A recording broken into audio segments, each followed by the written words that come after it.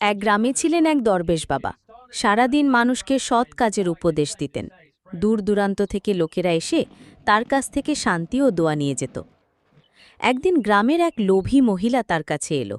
সে বলল, বাবা, আমাকে এমন তাবিজ দিন যাতে আমি এক রাতেই ধনী হয়ে যাই।